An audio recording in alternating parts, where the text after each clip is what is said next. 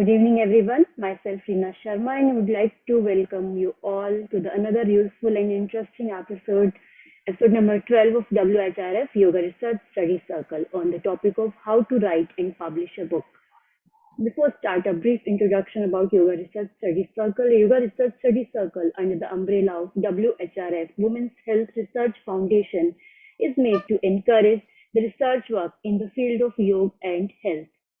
All are welcome to enroll for the research work and get the opportunity to publish their work and recognize. WHRF also conduct training courses and workshops at our studios, Sector 52, Noida, and various other centers in NCR region. Detail of which is available in the Facebook and YouTube page of WHRF and Yogaguru. So without delay, I would like to welcome our today's guest speaker, Vikrant Panday, the author and translator. So, Vikrant Panday is an engineer and graduate in the Indian Institute of from the Indian Institute of Management, Bangalore, and spent 25 years in large corporations. Vikrant resides in Vadodara and is now a full-time writer and translator.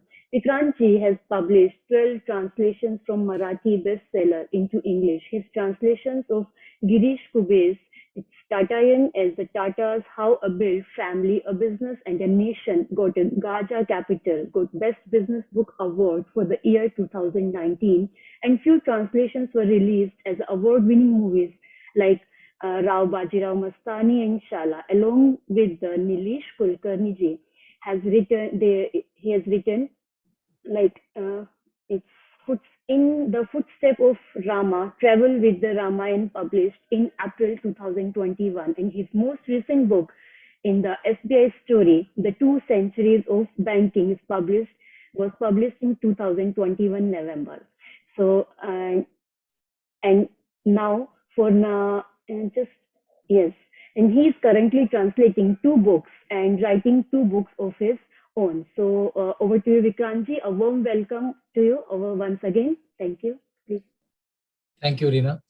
So I think what I'll do today is cover largely on how to write.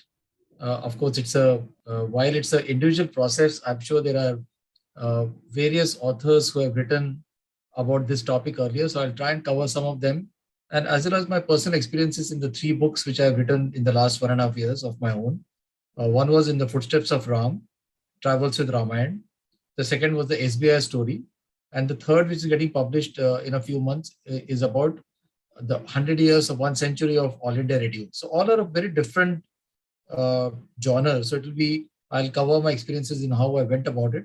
What I'd like to do is also take a lot of questions, maybe after another 20 minutes, so that we can cover them in great detail. So I think last time in the workshop which Subhaji conducted, I think she mentioned about an author called William Zinsser.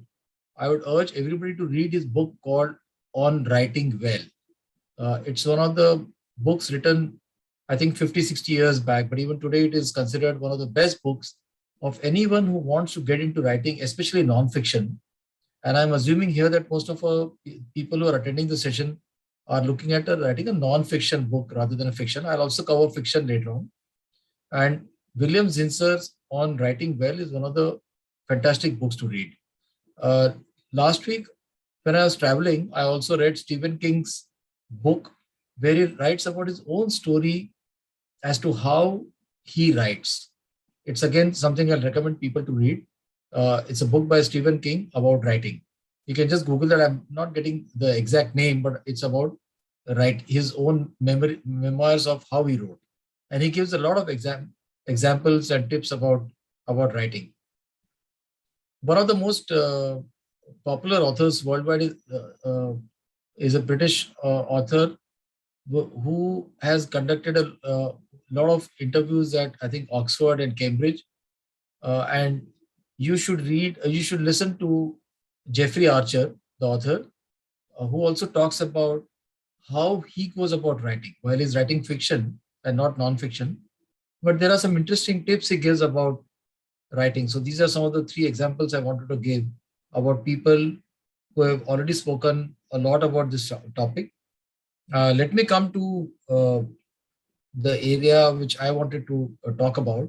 And let's start with non-fiction first, because I think most people are looking at non-fiction. It could be talk about a topic about health, it could be about wellness, it could be about any topic which comes to our mind. The first thing, what is important is, what is the topic you are actually looking at? Is it because the topic is something which you feel will be very popular, or is it because you are truly interested and are attached to the topic? I think that is very important, that the subject which you choose need to be something about which you're really passionate about, because it's not a case study or it's not a research paper for some publication. It's a book you're writing which has to be very personal in your approach. And the end result of that book will come out very well only when you find that there is a lot of personal involvement in the subject itself. So I'll give you an example of when we wrote the In the Footsteps of Ram. It's a book about uh, we covered the travel of Ram, Sita, and Lakshman from Ayodhya to Sri Lanka and back. And in order to do that, we first went to all the important places where Ramayana where it is mentioned in Valmiki Ramayana, Tulsi Ramcharitmanas, or in Kamba Ramayana. So it was broken up into two parts, our entire approach for the book. One was a primary research, and the second one was the secondary research. The secondary research was about reading a lot about Ramayana, especially the 3 or 4 Ramayans, which I mentioned: the Valmiki Ramayana, Tulsi Ramcharitmanas, Kamba Ramayana, Eknath's Ramayana, Bhavarth Ramayana, and a lot of articles on Ramayana itself. Our approach, our idea was that we wanted to write not only about the travel experience from going from Ayodhya to Sri Lanka, but in the process to discover a lot of unknown or lesser known stories of Ramayana. So the secondary research consisted of trying to understand what are the stories which are already there in the public domain, what are the stories which have been mentioned in Tulsi Ramayana or Ramcharitmanas, what are the not necessarily true stories, but a lot of stories which are going around on WhatsApp or social media, which may not be necessarily true. Most of them are not true. But we also wanted to know what those are, so that before we reach a particular place, we have a good understanding as to what we should expect out there. Because our idea is to discover lesser known and unknown stories. So if somebody is going to talk about the stories which are already there in Tulsi Ramayana or on social media or in many books which are written on Ramayana, we want to keep them aside, because our idea is to discover stories which are not known. Now, to do that, you have to spend time, which comes the primary research part, where you actually, we spent almost a week to 10 days in each of the 8 or 10 places we visited. Now, when we go to the place, we are not sure as to whom we are going to meet, what kind of material we'll get. So a lot of that is very experiential, and as we go along, it's a stage of discovery. The advantage of this approach is that the discovery will be very fresh and it's serendipitous, and you discover something which you haven't really thought about. But the disadvantage is that you take a lot of time. You don't know whom you'll meet. 9 out of 10 people will tell you stories or content which is already there with you, or you already read it, or it's in the public domain. But that's a part of the primary research process. At the end of that, you will discover some 1 or 2 people who are either scholars or who can guide you to scholars or can guide you to books which are very less known but can give you some interesting information. Luckily for me, the Ramayana project is all about information in the public domain. So we didn't have to bother about either copyright or references, but I'll come to that part later on when I did that book about the State Bank of India. So in the Ramayana book, it was a combination of personal research, personal travel, meeting people, and a lot of secondary research, which meant reading books on Ramayana. When you read Stephen King, you will read that he talks about, if you want to be a good author, you have to be a very, very good reader. And this will surprise a lot of people who are listening to me, that Stephen King talks about reading at least 70 to 80 books per year. You know, we are not even reading probably 7 or 8 books in a year. But Stephen King says that if you want to be a good author, you need to read at least 70 to 80 books in a year. Most people also talk about a good reader being somebody who reads at least a book a week, which is around 52 books. Most of us, unfortunately, over the last few years, are not even reading 2 or 3 books in a year. So for all of you who are looking at being an author, I think the first and foremost is about reading books. A lot of people ask the question, what kind of books to read? If you're reading 2 or 3 books, it does not matter what you read. First is just about reading 40 or 50 books, which is 20 times more than what you're reading today. So if I have to read a book a week, start with whatever comes to your mind. It need not be necessarily about the topic you're going to write about. It can be anything under the sun. What is just important is that I pick up a book and I develop the habit of reading. I think that is very, very important. Many years back, I used to at least read a book a week. Today, when I am writing so much, sometimes it becomes difficult, but I still try to read at least around 3 books in a month. Apart from the books I read for my own work, which is about the secondary research or some books connected to that topic, which I might want to read because I might just get one paragraph or a line or some story from that book. So coming back to the Ramayana book, it was largely primary research based on travel, our own travel experiences, which we documented. We used to document that by coming back home to our hotel every evening and recording them on our phone because we didn't want to waste time typing it on a laptop, which will take a lot of time. We used to record a lot of conversations which we had with pundits and scholars and priests so that later on we can listen to that and then take out important parts from that particular audio transcript. So that was primary research, travel experiences, meeting people, and a lot of information related to Ramayana, where there are dozens of books available. We tried to pick up something which we thought would be more relevant to our work. If I look at this book which I wrote, the State Bank of India, the SBI story, 2 centuries of banking, I was very lucky that SBI had a lot of archival material. So I got almost 5,000 to 6,000 pages of material written in great details on SBI. My job essentially was to, from those 6,000 pages, try and find out stuff which not only was interesting, connect that in a manner by which it becomes a narrative, a story I want to tell. The story is about how SBI was formed and the history of banking, which goes back to 1806 when Bank of Bengal was formed, and then build a narrative of how India developed over the last 200 years. So there are 3 threads which I was parallelly searching for. A story of SBI, a story of banking in itself, because there are a lot of banks which got created in the early 20th century. Punjab National Bank, Canara Bank, Bank of Baroda, Vijaya Bank, and all these banks. The second thread is about the story of banking.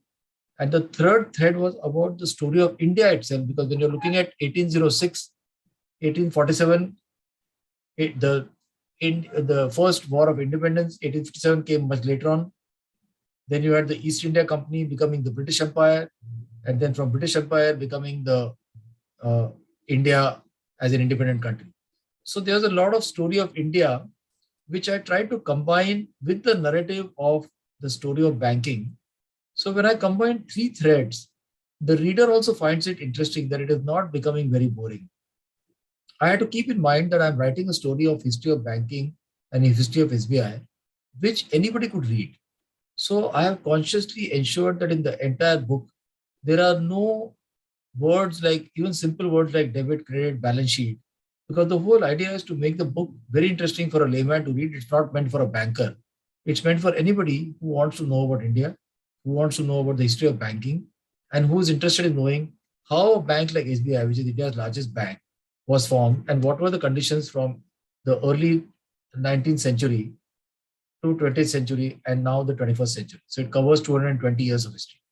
So one has to keep in mind that there is a single narrative which is embellished by a couple of other threads around the main narrative to make the story very interesting.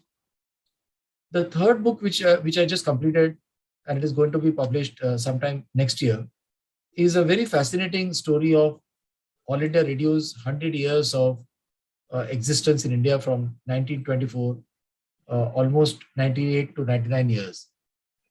Again, when we did this, and I'll come to a little more details about how to structure a book, let me explain that by giving the example of All India Radio. We we divided the book into 7 or 8 chapters. The first chapter is just about the history of radio itself worldwide, how communication started, how Marconi created the radio, how did radio evolve over United States and Europe and some other countries. Then the origin of All India Radio. These are all information which you get in public domain. A lot of that were books written by British authors, British officers about the early beginnings of radio from 1924 till 1947. Then we come to the part about All India Radio as it exists today. And we find that the All India Radio has multiple parts of which people don't normally associate that. We just think about All India Radio, most of us think of Vivid Bharati. Vivid Bharati is just one part, which is the commercial part of All India Radio. Then there is a news part, there is a commentary, there is a general affairs section. In the Vivid Bharati itself, there are many, many different aspects which cover from Sangeet Sarita, which is to classical music, to national program of music, which is pure classical, to film Sangeet, to programs like Fauji Bhaiyon Ke Liye or Sakhi Saheli.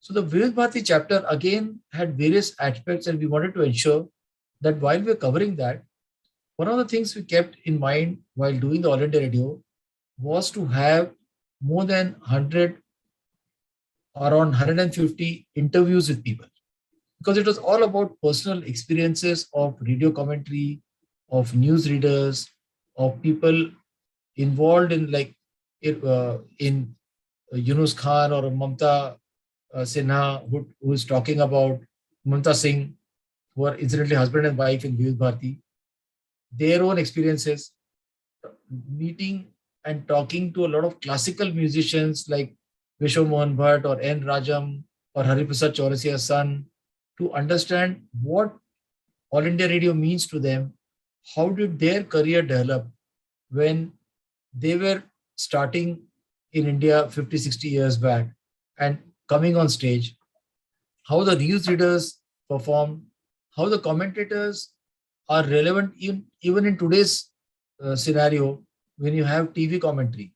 So we broke up the All India Radio book into 7 or 8 such chapters. The narrative was very clear that you're covering each chapter, how that particular idea developed. For example, when talking about Vivid Bharati, there's a lot of history about how commercial music, film music was banned till almost 1954 or 60 because the then minister did not want to corrupt or dilute what is being offered by All India Radio. And it was purely classical music, and which is why Radio Ceylon came out. So each chapter has a narrative which is about the historical aspect, how it has developed over the last 100 years, and what does it mean in today's scenario, and how relevant or irrelevant it is, and how does it look going forward. So in each of these chapters, for example, the question might come to somebody's mind that how is the radio commentary relevant in today's scenario when you have TV there, and you'll be surprised to know that millions of people even today listen to radio commentary. They're on the road, they're in the car, they're working, so they can't put on a TV. So people do listen to it, because you'll find that a lot of people listen to or just watch the score on Crick Info. So Crick Info also becomes like that. So very surprisingly, we found that a lot of perceptions we had about radio commentary becoming totally irrelevant. We were surprised to find that some of these are even today very, very relevant. Why I'm talking about this is because when you start writing on a particular topic and a subtopic in that chapter, there may be certain perceptions or certain hypotheses which you carry. The only way to correct or understand the perception or the hypothesis is by talking to a lot of people who are associated with that domain. For example, we had a complete chapter on radio jingles. How relevant are today's jingles when you have ads coming on TV? What is the difference between a jingle and a TV ad? How are those jingles developed? So we spoke to a lot of ad agency people. We spoke to people who had built this, who had created these jingles 40 years back. What kind of jingles they do? What were the challenges they faced? So the book became extremely interesting because not only does it have anecdotes and personal experiences of people who have been there and done that, it also clarified in our own mind a lot of perceptions we carried about All India Radio. When you ask a lot of people today, and I'm sure some of you who are listening to me, they might be thinking कि आज के date में तो वेद भारती कौन सुनता है, हम तो सिर्फ FM सुनते हैं. And we were surprised to find that Prime Minister Modi's Man Ki Baat is one program on All India Radio which generates a very high revenue because the kind of advertisement which comes before the program is charged very heavily because All India Radio reaches out to almost more than 100 crore Indians, and almost around 40 crore Indians watch or listen to Man Ki Baat on radio. So even today, we ourselves didn't know about it. So we met the CEO of Prasar Bharati. We asked him a lot of questions about what is the relevance it has today, how technology is affecting that. So the point I'm making is that when you're looking at a topic, there will be a lot of perceptions, your own generalizations, your own conclusions about that particular topic. Correct that is by asking a lot of people who are relevant, who are experts in that domain, who have experienced that, who are very senior people who are connected to technology. If you're talking about technology in that particular topic, the point I'm making is that unless you reach out and ask a lot of people, it will not become a very interesting content. So the point I was making earlier about how do you structure a book, and I gave you the example of All India Radio, one could structure that in a couple of different ways. If there are very clear chapters, like in All India Radio, we found that there is a news chapter, there's jingles, classical music, Vedic Bharati, sports commentary, history of All India Radio, future of All India Radio. So it automatically becomes 7-8 chapters. You could also structure that by saying, okay, this is what I want to cover. What is a logical way to break up this? So in SBI, for example, I first broke it up into 3 parts. That one was the East India Company, the presidency banks from 1806 till 1857, when the East India Company became the British Empire. Then from 1857 to 1947 was the 90 years of British rule. And then from 1947 till date is the State Bank of, the SBI was formed in 1955, but post-independence, how does the scenario? After breaking it up into these 3 parts, you could then break it up into further subsections if there are logical and relevant subsections. A lot of people ask the question, what is the good size of a book? My answer would be that if you look at today's reader, he or she would prefer a book which is probably around 200 pages, which translates to, on a Word document, around 60,000 words. Or 200 pages of printed book. In a printed book, 1 page is 300 words. In a Word document, it is 500 words. So you're talking about 100, 150, around 100 pages of Word document, which will be 100 into around 50,000 words. So 50 to 60,000 words is a good size for a book, which is around 180 to 200 pages of a printed book. And even from a costing point of view, it often becomes quite an easy 199 or 250 rupees, which a lot of publishers find it easy to publish. I'm sure there are questions about how do I publish a book? This, of course, is one of the biggest challenges. There are 2 ways of looking at it. A lot of people talk about self-publication, and then there are people who talk about publishing on your own, going through an agent. What I would do is, because there are a lot of questions which has come up, let me now pause and take some questions from people, because I'm sure many of these questions will get answered as we go along.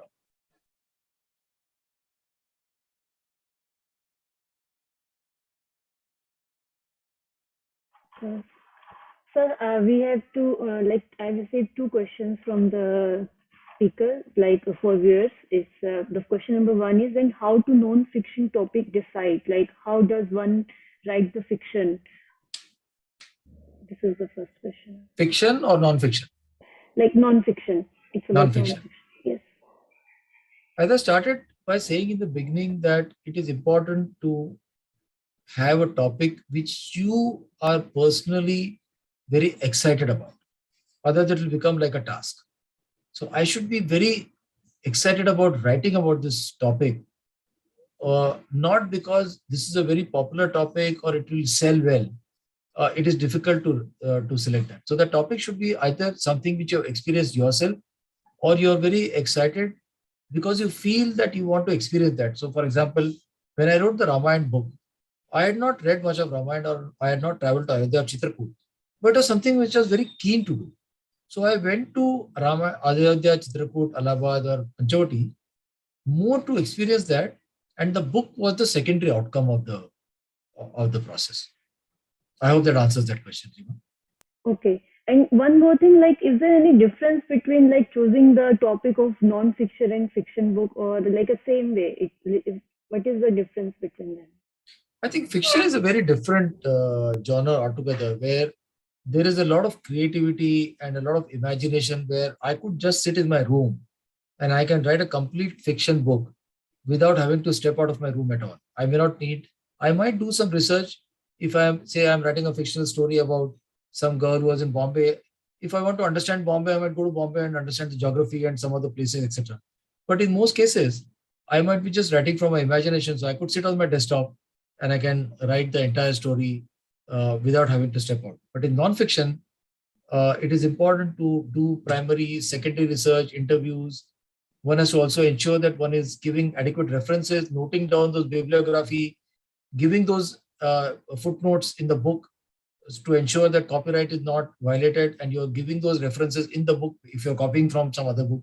All those things are very careful you have to do when you're writing non-fiction. So while in fiction, it is just your mind which is creating a story.